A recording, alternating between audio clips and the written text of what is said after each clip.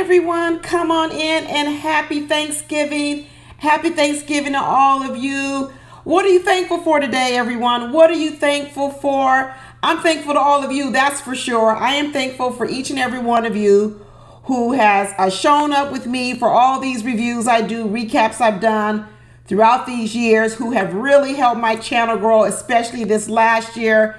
I appreciate you all so much. You like my YouTube family here on Thanksgiving.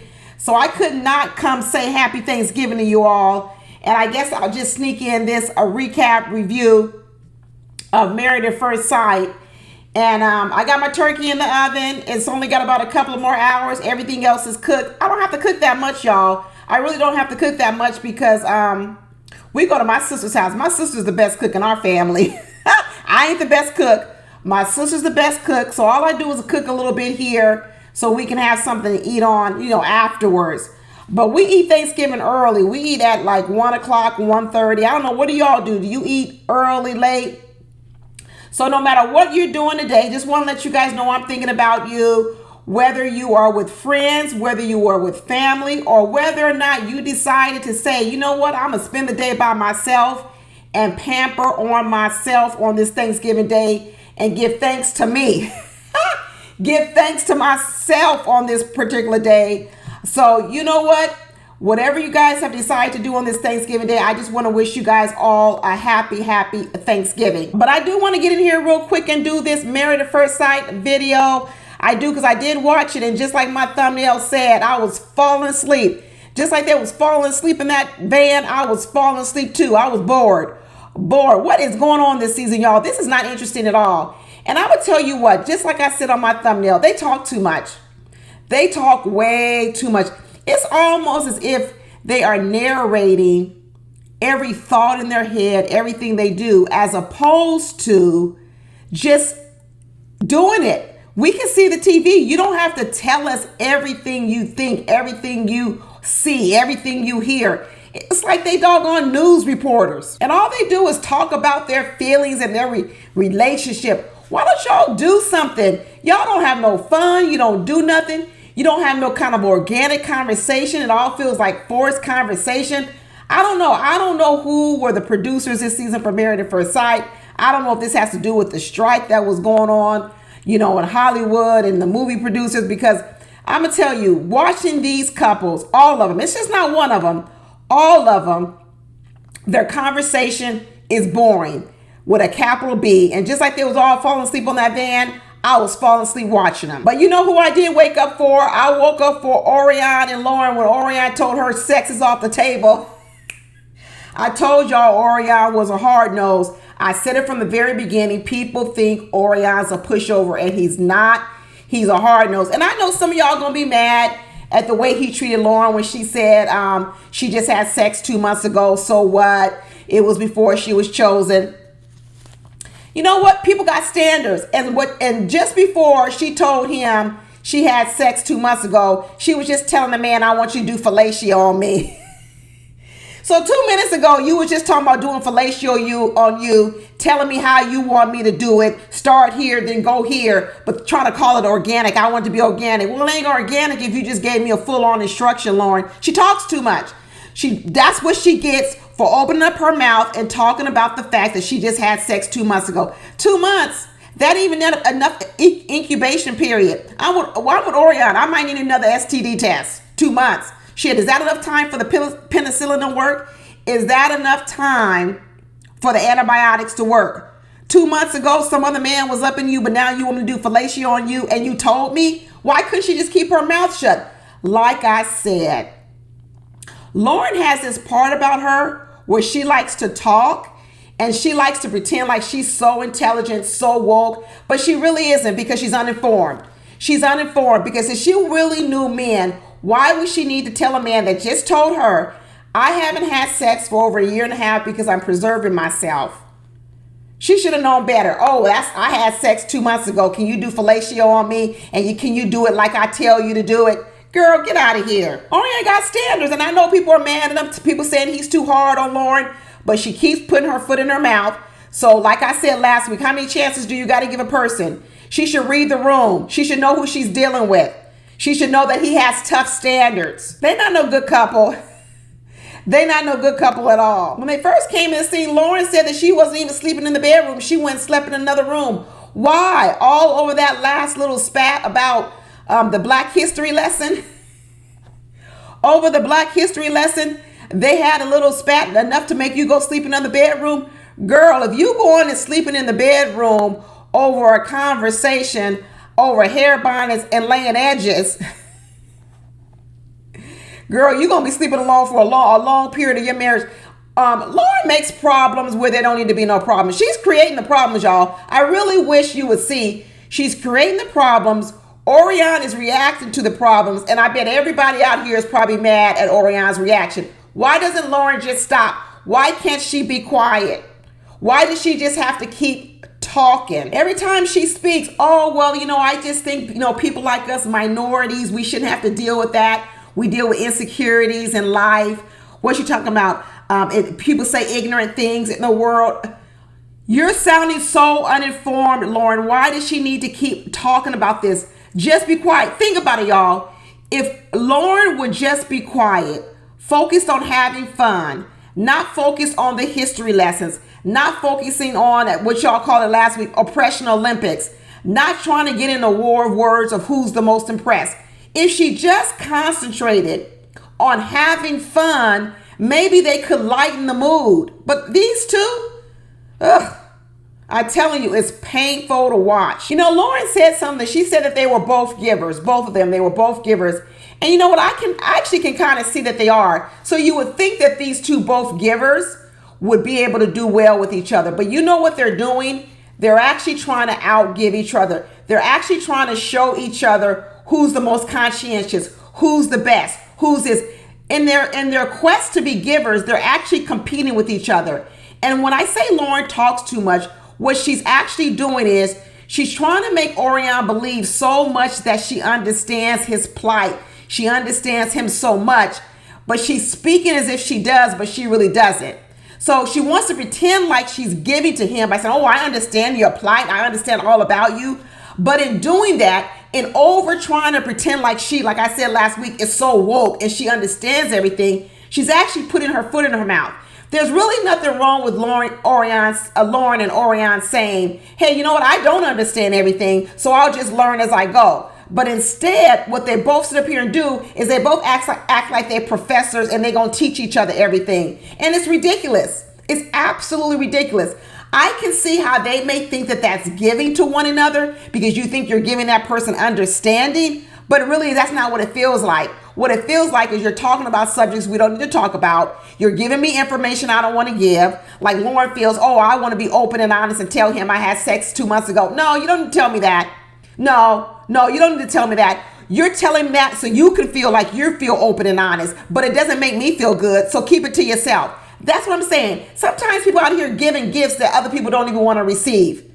Orion didn't need to receive that open and honest a gift that Lauren gave him about the fact that just 2 months ago she had some other man up in her, but now she's asking Orion to go down on her and give her fellatio. Girl, she'll be talking about, oh, I can imagine being with you already, and this is what I want you to do, and how would it start, what it would look like. And then she talk about, oh, it's gonna be organic. It's not organic. It's not organic. And some of you may be thinking right now, why am I on Lauren so much? Because she starts the conversations. That's what I'm talking about. She starts the conversations, and then yes, Orion responds, Orion chimes in, and oftentimes Orion's response is not what Lauren wants to hear. But you know how you stop it? Stop having those conversations. Stop introducing them. Stop bringing them up. Should we talk, kid? How about sex toys? Can we introduce sex toys? Then he has to respond, and he has to say, you know what? I do have a few sex toys of my own. But why does she keep bringing up these conversations? Why can't we just get through lighthearted stuff? Like she said, like what kind of ice cream do you like? Where have you gone on vacation? Do you like to travel? Why are we so deep, so fast, and all to these heavy conversations about race and ancestry? Just like Orion said when he told her, I'm feeling a bit uncomfortable. Orion will speak his mind. When she says something he don't like, he tells her right away, I'm a bit uncomfortable right now. And when she said 2 months ago, he said, right now sex is off the table. Sex is, he didn't say forever. He just said long enough for you get a new test and long enough for any residual to make sure any penicillin or anything kicked in that might have happened. Long enough to make sure you got the all clean bill of health. When you're dealing with a brutally honest person like Orion that just tells you exactly what he thinks, sometimes you need to be careful about the questions you ask. Because if you're not ready to hear the answers, what did Jack Nicklaus say? You can't handle the truth. When you're not really ready for the truth, especially a person like Orion, who is a straight shooter, who tells you exactly what he's thinking, when you're not ready for it, maybe you should stop asking those type of questions until you're strong enough to handle the answers. And right now, Lauren is asking questions and giving information where she's not ready, prepared to hear the real true response. So she should stop talking about it. She should stop bringing it up. She should stop introducing it. That would be her answer. But she can't, because she wants to pretend like she's such a giver, that she's so woke, that she's ready to have these kind of conversations. And the truth of the matter is she really isn't ready. She really isn't ready. You know who else talks too much? Becca. The very first time I said I was really worried if I was gonna have to be putting my foot on Becca's neck about her talking too much. Then I was liking Becca and Austin. Okay. Then I didn't like the fact that Becca came on here with all these illnesses and ailments and things like that. And now I'm starting to feel again that Becca talks too much. They opened up this thing and she was talking to an iguana. Is this possible to keep going like this forever and ever? I know Austin is silly too, but is he this silly that he wants to do this forever and every hour in the day? I'm actually starting to believe that Becca is performative. Okay? You know, I talk about this on another show. People who want to act like they're always doing things for other people. They're so nice. But really what it is they're doing those things in order to get attention and draw attention unto them. I'm starting to feel a little bit about that with Becca. And I'm going to tell you why I'm starting to believe that Becca isn't this giving person that she says she is. In fact, it may be that she does a lot of it in order to get more attention on her. I'm not going to say it all the way, but I'm going to tell you two things that I saw. First of all, I tell you that the first was when she came on the show with all these illnesses. The fact that Becca felt comfortable marrying a stranger, and that stranger not knowing the fact that she had a spinal illness, she had autoimmune, she had endometriosis, and she has a history of severe anxiety attacks. The fact that she felt comfortable marrying a man before he would know these things, I felt was a bit selfish. I'm going to tell you, I felt it was a bit selfish. Let me tell you the second thing I heard. When they were in the car and she was helping Emily take out those dreads, we're going to talk about that too, take out those dreads. And they were talking about her hair coming out. And Becca said something to the effect of, yeah, well, if I had all my hair cut off too late because he's married to me now and he can't get divorced from me. That made my ears perk up. That's another thing where it's almost like a gotcha moment. I got you. You're married. You can't leave me now. My hair is falling out. I got these illnesses. But I'm going to tell you guys where the real part was when I looked at Becca and I said, really, that's how you think.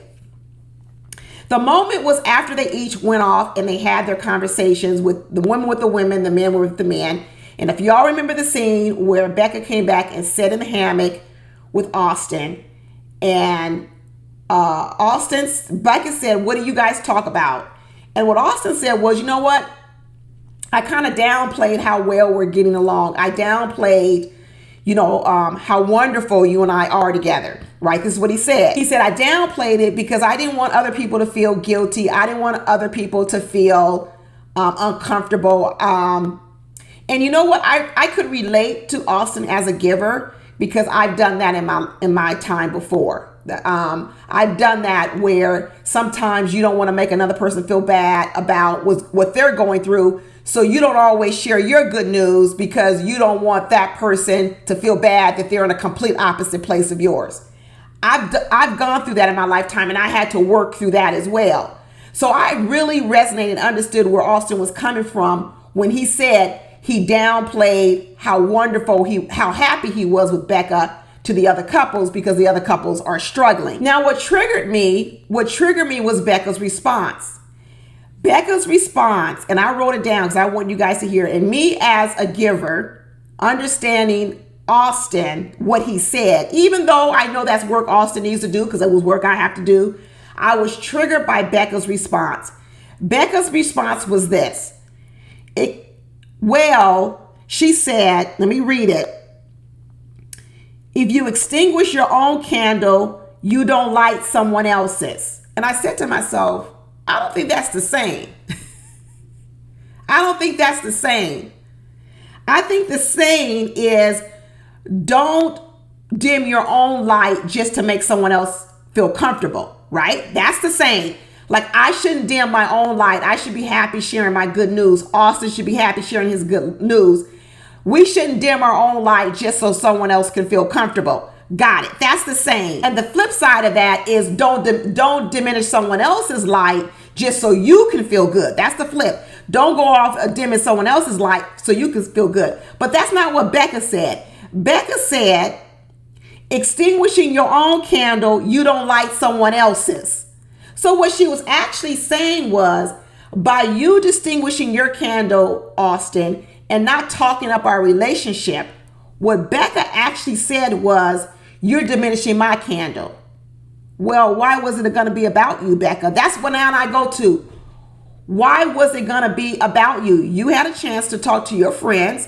Why have you turned this moment to be about you? And that's exactly what she did. What she was saying was, even though you praised me, but because you dimmed it, you didn't praise me enough. And as a result, you didn't light my candle. That triggered me as a giver. That triggered me because he said, no, I said that we were good. He says, but I could have added a lot more, but I didn't. That's what he's saying. And what Becca said was she was a bit upset about it.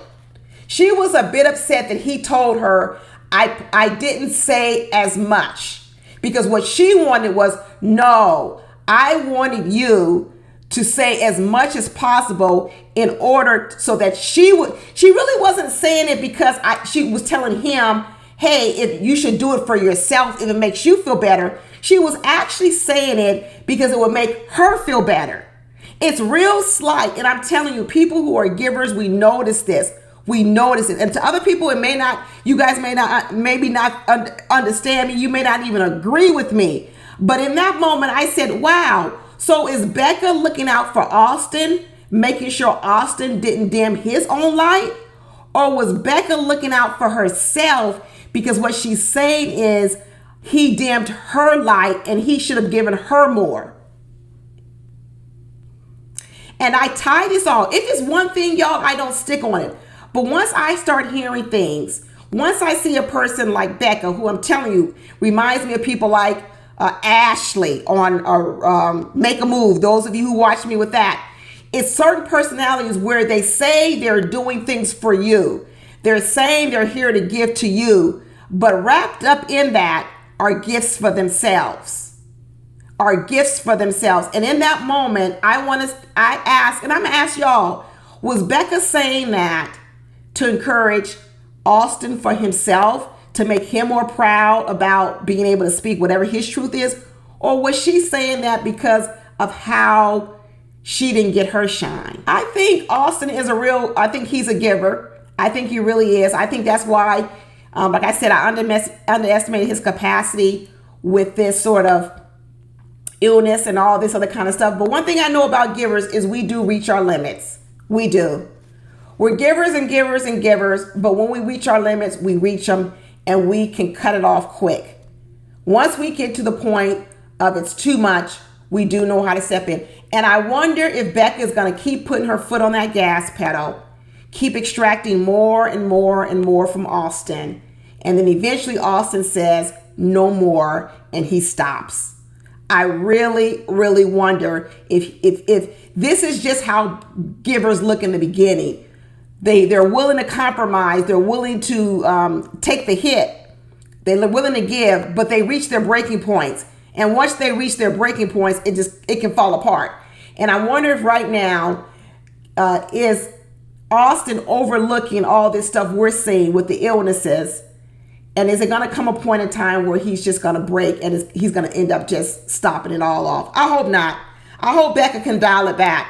But I'm starting to see signs now that Becca may not be everything that we thought that she was. But we'll see. We'll see. Another couple, Claire and Cameron, I still don't see any hope. They just, they exhaust me too. They exhaust me. They both are not even being truthful with one another. No, I don't know. Claire says she's this fun girl, but all I see is serious person. She says she's fun, but I see a serious person. I see a person who tends to look for the bad all the time. All the time. You know, and she's really kind of cynical in her remarks. Even when they went to this paint class, they were having fun. Even small things like he's painting his canvas and she goes over and says, well, aren't you going to add another color to it? He goes, yeah, I'm thinking about it. I'm thinking about what I'm going to do. And then she automatically adds color to it. I didn't like that. It's just the small things with Claire. These are the type of things where I can see why Claire hasn't had anyone. Like she says, men don't want to take her around and introduce her to anyone. That's what she said. She said men don't want to take her around and introduce her to anyone because I think Claire rubs people wrong over a course of time.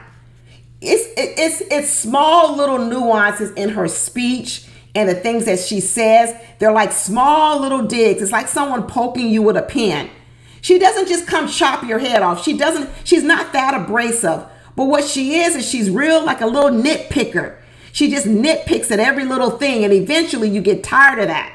You get tired of it. Even when she was talking to the ladies and she was like, we don't have any physical affection. He doesn't give me physical affection. And even the ladies had to point out, well, that's not true. I've seen him with his arm around you a lot of times. It was the ladies who had to point out to her, I've seen him touch you a lot of times. And then she had to say, oh, yeah, you're right. That is true. Because she doesn't notice it. Claire notices the problems. She doesn't notice the good things. She notices the problems. She notices things that go wrong. And let me tell you, lots of things go wrong in life, but if all you do is focus on the problems and things that go wrong, then what happens is you don't appreciate the things that people are doing right. And I think that's who Claire is. Claire is negative. Just like we saw with her mother and her sisters, they're negative. That's what it looks like. It doesn't even mean that some of the things they may say are not the truth, but it's what they focus on. And as a result, they overlook the other things. Just like she's not looking at the things that Cameron is doing right. She's only talking about the things that he does wrong. And he does things wrong. He does. But she doesn't give him credit for the things that he does right either. Even when they were on that bus and you know what, everybody was asleep like my thumbnail and the Cameron went over and sat in the other chair and stretched out his long legs because we know how tall he is. The first thing that she did was she said, why you move over there? Negative. If she had thought about it just for a minute, she would have known the reason why he did it. My husband is tall. My husband is like 6'3". Plenty of times when we're on a plane, I give him the aisle seat, just like when we're on a bus like that, on tours. Guess what I do? I also like him to sit in that seat because he can't stretch out his legs. And it is hard. If she just thought about another person for a minute, she would figure out some of these things, but she doesn't. All she does is think about herself, and the first thing comes out of her mouth is something negative. The minute he got up and moved to the other chair, her first reaction was, why did you do that? That was negative. She's negative. On the after party, she said that Cameron's only giving her 40% authenticity and she's waiting for the other 60%. Well, she's right. Because he's already lying to her. He's already lying to her, telling her how good of a communicator she is and pumping her up and gassing her up. And then behind her back, he's telling everybody else that, oh yeah, she's a good communicator, but I don't know what the hell she's saying. What he's saying is she uses a whole lot of words. She tells you what she doesn't like. But what she doesn't do is she doesn't tell you what she likes. That's what Cameron is saying. She talks a lot. She uses the words. She critiques a lot. She tells you what she doesn't want, right? But she does a lot of criticizing, a lot of instruction telling, but she doesn't actually communicate and say, what are some of the things that could make her happy? And that's what Cameron is saying. I don't really even know what makes her happy. All I really know is what she doesn't like, because when I do it, she tells me about it. That's completely different. Correcting someone after they've done something to chastise them versus having conversation about what are some things you like or don't like or what makes you happy. That's a better way. What makes you happy? This marriage is like pushing a rock uphill, and it's a heavy, heavy rock, and you trying to push it up with one finger. This is a heavy relationship already. And another couple that talks too much and just Emily and Brennan. I'm still not feeling comfortable with them. I'm still 50-50 with Emily and Brennan because I think right now Emily's just so afraid to mess it up. She's not saying nothing. That's kind of how I feel. I feel like Emily is not saying anything because she doesn't want to mess it up. Because I'm going to tell you something. I don't really like the way that Brennan is not caring for Emily. Emily, I don't know if she was drunk and she fell in the shower, whatever. She fell in the shower. She broke her wrist. I don't see Brennan saying, maybe you need to go to the doctor, the medical center here at the resort. Maybe they need to put a cast on it now. Maybe you need to get a brace for it. Maybe you need to get a sling for it. I don't know. All Brennan cares about right now is going on this board. What's this fly board? With a broken wrist or severely sprained wrist. He's encouraged her to do this. Why? So he cannot miss out on the fun? So he can do it? I don't see him caring for Emily in this time. I see Emily out here all by herself with a sprained wrist trying to please a man that barely says, hey, maybe you ought to get a cast for your wrist. Then Emily got this whole chia pet hair, I'm gonna call it. What kind of weave extension did Emily have? I mean, are these some cheap extensions that you can't even get the hair wet?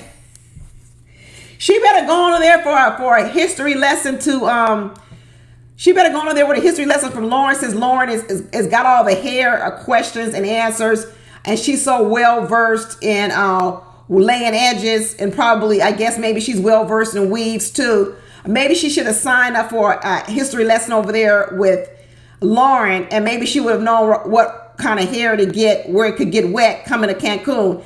Did she put some fake weave hair that can't even get wet?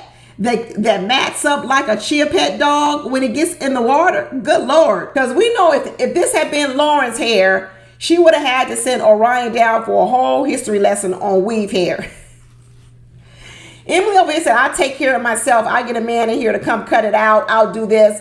I'll have Becca start combing it out for me. Lauren would have had a whole class for Orion about weave hair and the Black people's culture with weaves. But you can see Emily's lack of relationship knowledge, because I think right now she's so ready to please Brennan, be patient with Brennan, just do whatever Brennan wants, not go against, the grain of Brennan, because she doesn't really know what it should look like when a man is caring for you. Because right now, I don't see Brennan showing a whole lot of care and concern for Emily, who's running around with a severely sprained wrist, with swollen thumbs, and all he's worried about is her getting up on a flyboard. That was insensitive. Anyway, that's it, y'all. That's it for now. I hope y'all have a wonderful Thanksgiving. Don't forget to say hi down in the comments to me and drop your comments. Don't forget to like the video and don't forget to subscribe. And I'll talk to y'all later. Bye.